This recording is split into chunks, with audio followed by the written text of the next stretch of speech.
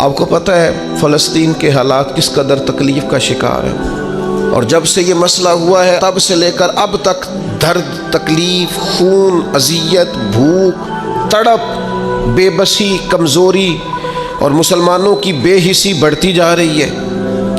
پتہ ہے اس کی وجہ کیا ہے؟ اس کی وجہ جو نبی پاک علیہ السلام نے ہمیں بتائی ہے نا، وہ یہ بتائی ہے کہ زندگی سے جب تمہیں پیار ہو جائے، دنیا سے جب تمہیں پیار ہو جائے اور موت سے جب تم ڈرنے لگو، پھر تمہیں وہن ہو جائے گا، پھر کافر تم پر لپکیں گے، پھر تم کمزور ہو جاؤ گے۔ جب جینے کی ہرس بڑھ جائے، جب آسودہ طرز زندگی انسان کی طبیعت سے لگ جائے، پھر اس کا مرنے کو جی نہیں چاہتا۔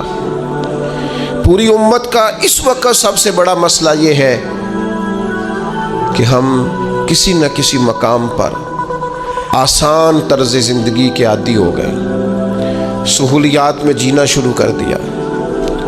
ہم کسی قسم کی بھی کوئی تکلیف برداشت کرنے کو تیار نہیں، کسی قسم کا بھی کوئی درد قبول کرنے کو تیار نہیں۔ ہم سفر بھی تیز کرنا چاہتے ہیں اور یہ بھی چاہتے ہیں کہ سامنے سے ہوا بھی ہمیں تیز نہ پڑے۔ یاد رکھیں، جتنی تیزی سے جہاز اڑتا ہے اتنی تیزی سے ہی اسے مخالف ہوا کا سامنا بھی کرنا پڑتا ہے۔ لیکن تندی باد مخالف سے نہ گھبرا اے عقاب، یہ تو چلتی ہے تجھے اونچا اڑانے کے لیے۔ اپنی زندگی میں موت کا خوف، موت سے بھلا کون ڈرتا ہے؟ قرآن مجید فرماتا ہے موت سے منافق اور کافر ڈرتے ہیں۔ یہ موت سے ڈرتے ہیں، بجلی آتی ہے، کڑک آتی ہے تو یہ ڈرتے ہیں۔ موت کے ڈر سے کیا کرتے ہیں؟ یہ اپنے کانوں میں انگلیاں ڈال لیتے ہیں، من السوائی کی، کڑک کی وجہ سے۔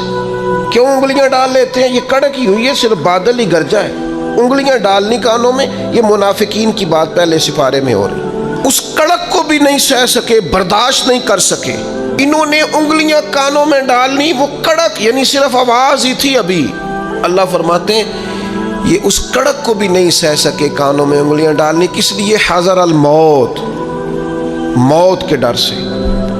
لیکن کافر منافق بچ اس لیے نہیں سکتے کہ واللہ محیط بالکافرین، اللہ کافروں کو گھیرنے والا ہے۔ کافر اور منافق موت سے ڈرتا ہے، مومن موت سے، ایمان جیسے جیسے مضبوط ہوتا جاتا ہے ویسے ویسے تو اس کے اندر طاقت آتی رہتی ہے۔